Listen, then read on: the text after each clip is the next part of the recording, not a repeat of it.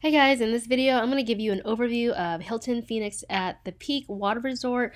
I'm going to give you our honest review of our 3-night stay over spring break in April. We actually did a Phoenix and Sedona trip, so the Sedona trip will be another video. But as you can see here, this is basically the parking lot that you go into when you get to the resort. It's really confusing because there's a conference center and the main building. This is the main building that you're seeing, and outside it looks really awesome. But I'm going to be honest with you guys, like it seemed a little dated to us. So when we went, we booked 3 nights in a resort where it had basically one big studio room. So it had like 2 beds in the main room. You'll see that. But overall, the landscaping was beautiful, but I think the building is really outdated. But here are again some of the views.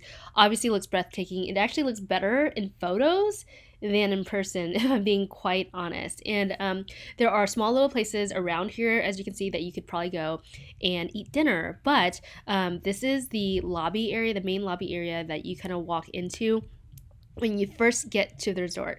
And inside on the left is a mini Starbucks, and on the right is where you basically check in to register for your rooms. And right in front, like when you go through this glass doors, that is a pool. So this is a little convenience store that is also a Starbucks. And I will tell you, they don't have like all the Starbucks like food, but they do have like some delicious pastries there. And then this is just basically the convenience where you can buy anything. So if you forget anything, like they actually have a lot there. And so this is where we were able to get some coffee from Starbucks to take back. This is the room. Again, like I told you, we had one big studio room that was the main room, and then when you like go towards the front, you'll see like that is a fold out sofa, and this is what the room looks like. It was really dated.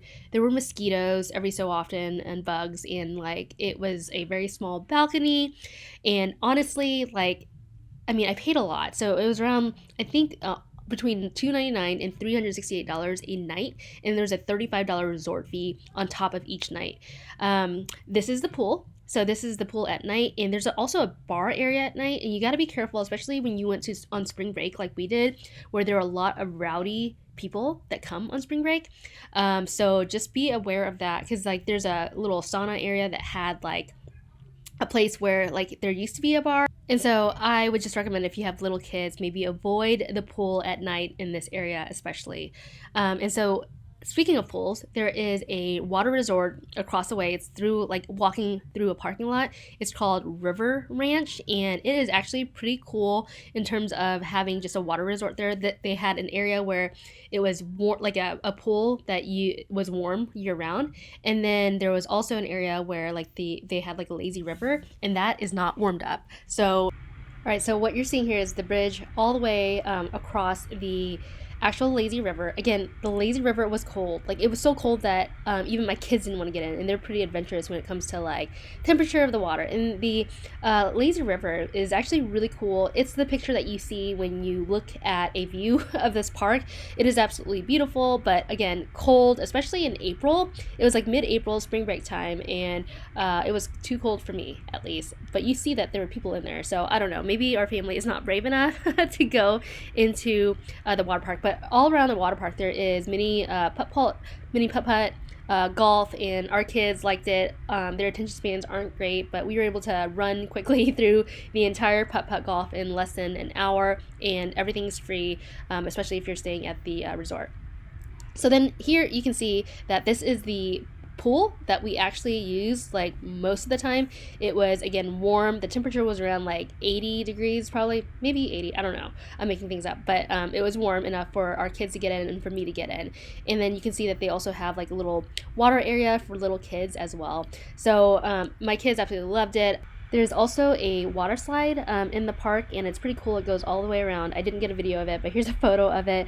I will say they do not allow life jackets. I would recommend bringing a life jacket. They do not have life jackets there for even rent, I don't think. And so our kids and our family basically took all of our life jackets that we had so that they could jump in. And at the lowest end, I think it was like there was a 0 entry and all the way up to 3 feet. So the kids had a blast. Just make sure you bring little floaties, because they'll see little kids with like floaties, or they'll see water guns. Just bring those if you want to have a good time. We didn't eat at any of the restaurants at the resort, so I can't talk about that. But overall, I mean, for our family of six, for that one room, it was at most like $350 plus the $35 resort fee. I would recommend it if you don't have any other place to go, if I'm being honest. This was just our take of this resort, but feel free to go ahead and comment below if you guys have any questions. And please, please, please subscribe to our channel. That's how it allows us to keep doing more videos like this to kind of share our honest thoughts and reviews of these resorts for families like ours.